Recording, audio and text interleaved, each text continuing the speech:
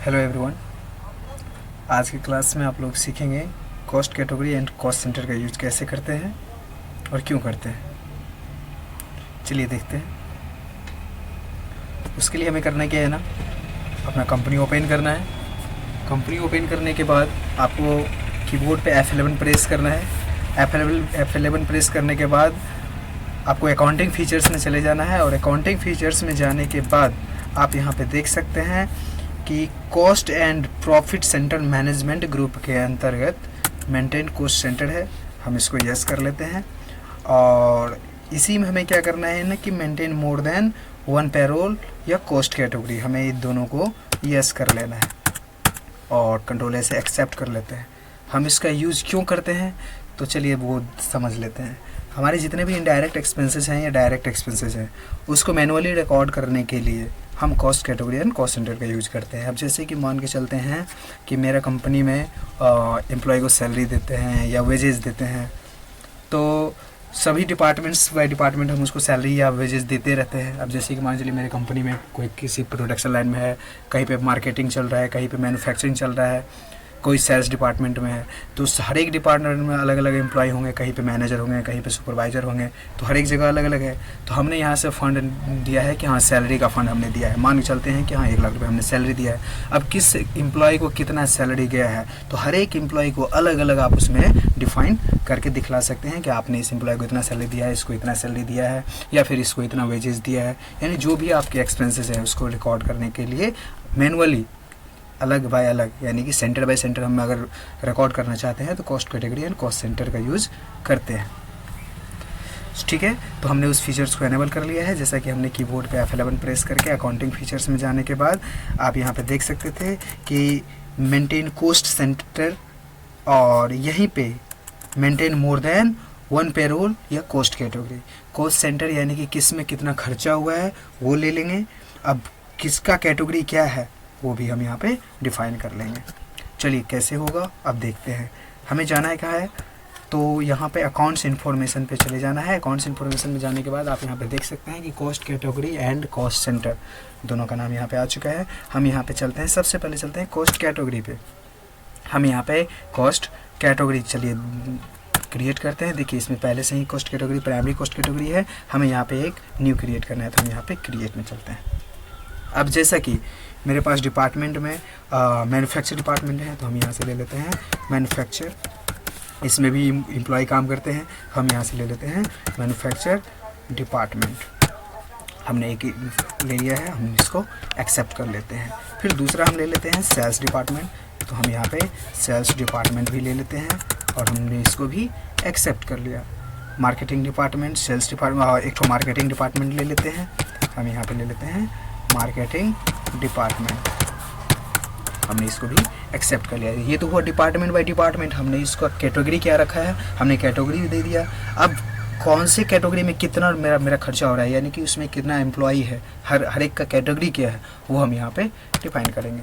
तो चलिए देखते हैं, कॉस्ट सेंटर में चलते हैं। कॉस्ट सेंटर में हम यहाँ पे एम्प्लॉय का नाम क्रिएट करेंगे। सबसे पहले उसमें कैटेगरी लगेंगे कि वो एम्प्लॉय कौन से कैटेगरी के अंतर्गत आते हैं और उसके बाद उसका एम्प्लॉय का नाम हम वहाँ पे डाल सकते हैं। तो चलिए हम यहाँ पे ले लेते हैं सबसे पहले मैन्युफैक्चर डिपार्टमेंट।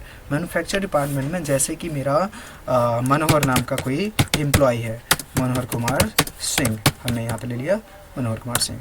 ये मेरा कौन से डिपार्टमेंट में है, मैन्युफैक्चर डिपार्टमेंट में है। ऐसा भी हो सकता है कि मनोहर नाम का कोई व्यक्ति ऐसा भी है कि वो सेल्स डिपार्टमेंट में है, वो आप वहाँ पे ले सकते हैं। हम यहाँ पे एक्सेप्ट कर लिए। एक मनोहर जो है मैन्युफैक्चर डिपार्टमेंट में है। फिर हम यहाँ पे ले लिए रोहन कुमार, ये भी मैन्युफैक्चर डिपार्टमेंट में है, हमने इसको भी एक्सेप्ट कर लिया। फिर सुमन कुमार, हम यहाँ पे ले लेते हैं सुमन कुमार, ये भी मैन्युफैक्चर डिपार्टमेंट में ही है। अब हम चलते हैं थोड़ा सा बैक स्पेस, जैसे ही किए बैक स्पेस देने के बाद आप स्पेस दीजिएगा तो सारे जितने भी कैटेगरी हैं वो सारा यहाँ पे शो कर जाएंगे। मैन्युफैक्चर डिपार्टमेंट दे दिया। अब हम यहाँ पे चलते हैं मार्केटिंग डिपार्टमेंट पे। मार्केटिंग डिपार्टमेंट में जैसा कि एक तो एम्प्लॉय मेरा है सुजीत कुमार झा, हम यहाँ पे उसका नाम दे दिए हैं और इसको हम एक्सेप्ट कर लेते हैं। एक तो ये एम्प्लॉय हो गए। अब जैसे कि सेकेंड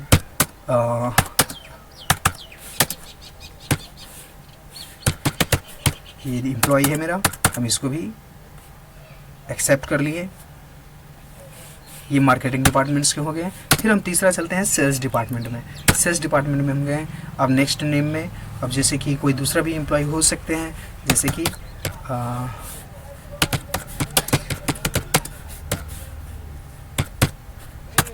हम इसको भी एक्सेप्ट कर लिए।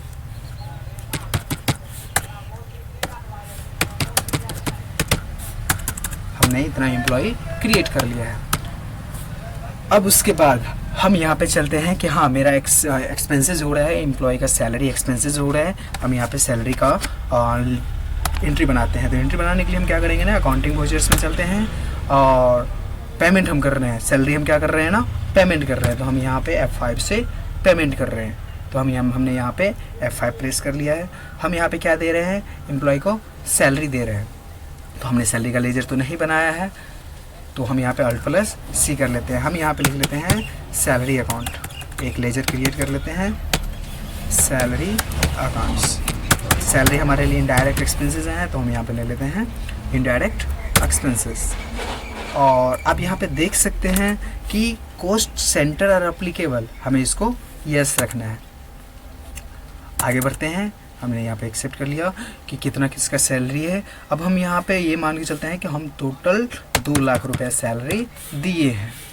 2 लाख रुपए सैलरी हम दिए हैं। अब किसको कितना सैलरी दिए हैं वो तो हमें नहीं यहाँ पे आ रहा है। तो हम यहाँ पे सबसे पहले ले लेते हैं मैन्युफैक्चर डिपार्टमेंट। तो हम यहाँ पे M प्रेस किए तो मैन्युफैक्चर डिपार्टमेंट्स आ गए हैं।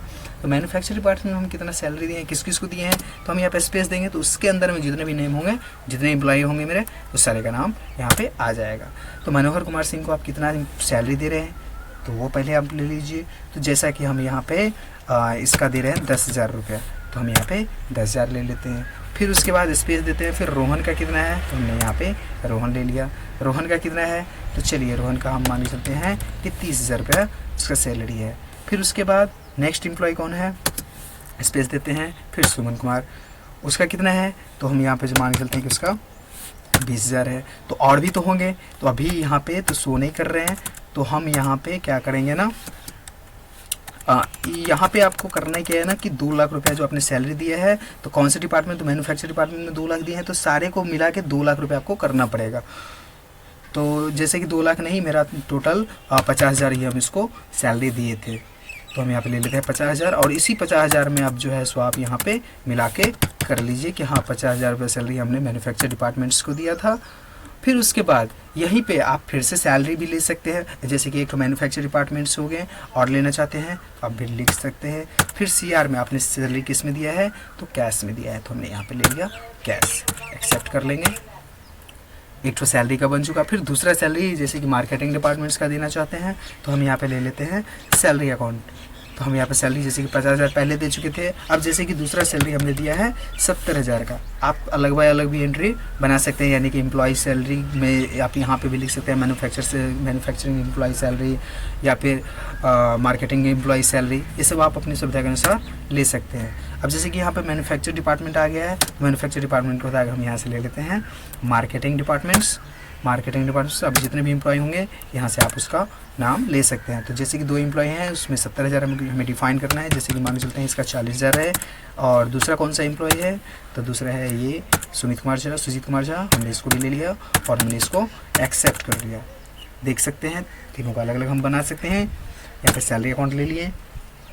फिर उसके बाद इसमें इस डिपार्टमेंट में मान के चलते हैं कि मेरा 25,000 सैलरी हम डिस्ट्रीब्यूट किए हैं। तो स्पेस देते हैं। जैसे कि तीसरा कौन सा है ना, सेल्स डिपार्टमेंट में है, स्पेस देते हैं। तो अपने अपना नाम यहाँ पे आ चुका है, किस एम्प्लॉय को आप कितना सैलरी दिए हैं। जैसे कि एक को हमने दिया 12,000, फिर स्पेस देते हैं। दूसरा एम्प्लॉय मेरा है मुकेश कुमार। तो आप देख सकते हैं तीनों का सैलरी हमने यहाँ पे कर दिया है। तो इसी तरह से आप cost category and cost centre का यूज़ कर सकते हैं। इसका यूज़ खास करके हम एक्सपेंसेस, इनडायरेक्ट एक्सपेंसेस को रिकॉर्ड करने के लिए कर सकते हैं अलग अलग। Thank you.